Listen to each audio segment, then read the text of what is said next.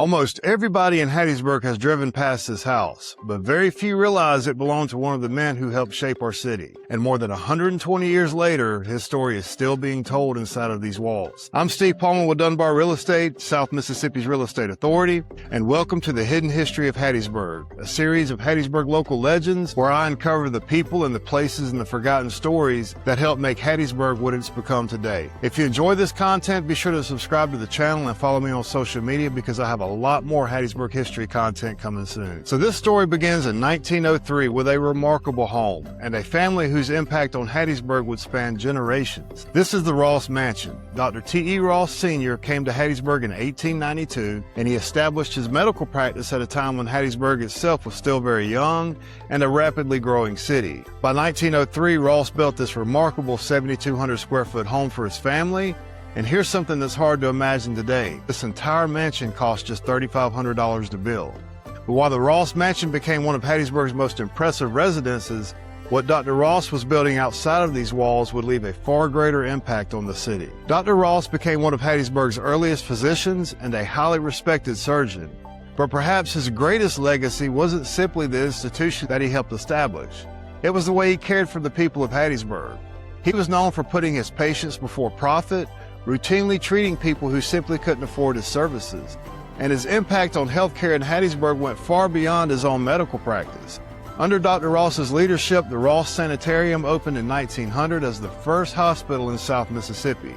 By 1903, it had expanded into 40 beds and became the Gulf and Ship Island Railroad Employees Hospital. Over the decades, the hospital would change names and ownership several times, eventually becoming Hattiesburg Hospital, King's Daughters Hospital, Methodist Hospital, and ultimately part of the history that leads to what we know today as Merit Health Wesley.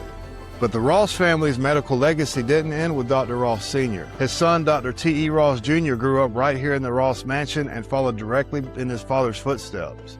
He graduated from Tulane Medical School in 1918, returned to Hattiesburg, and established his own medical practice here. And remarkably, the tradition continued into a third generation. Dr. T.E. Ross III also went on to practice medicine in Hattiesburg as well. So that's 3 generations of Ross doctors, one family, one remarkable home, and a medical legacy that stretched across generations of Hattiesburg's history. But medicine was only a part of what Dr. Ross Sr.'s impact had on the city. His influence extended into education as well. He supported the institutions that would become known as William Carey University and the University of Southern Mississippi, and he served as a trustee for William Carey, and his family's name is still there today. Ross Hall was named in honor of Dr. T.E. Ross and his family, recognizing their long-standing support of the university. But some of my favorite stories about Dr. Ross have nothing to do with hospitals or universities or buildings. They tell us something about the man who actually lived here in this house. During the holidays, Dr. Ross welcomed servicemen from nearby Camp Shelby into his home when they couldn't be with their own families. Imagine this room right here more than a century ago, filled with servicemen far from home, gathered together at Christmas because a Hattiesburg doctor opened his doors for them. He fed them, he entertained them, and he gave them somewhere to belong during the holidays. And the connection to the Ross family goes even deeper than the house itself because some of the things you see inside the mansion today actually belong to the Ross family. The original lamp that once illuminated this home is still there, and so is the Ross family's original sterling silver tea set, and you can also find a lot of Dr. Ross's medical books and literature and other pieces of the family history as well. And there's an incredible story behind how many of those items found their way back here.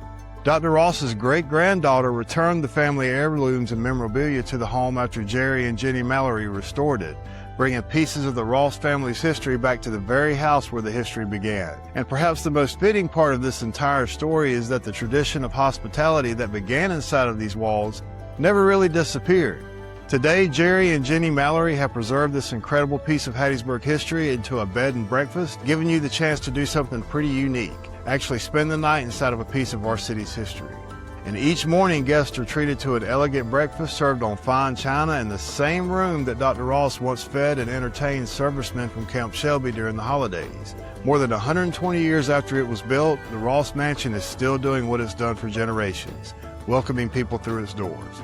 If you'd like to learn more about the Ross Mansion bed and breakfast or book a stay for yourself, be sure to check out rossmansion.com, and I'll also put a direct link in the description of this video along with their social media And if you enjoyed this story, make sure to subscribe to the channel and follow me on social media, because there's a lot more incredible stories hiding in plain sight all across Hattiesburg, and I'm just getting started uncovering them.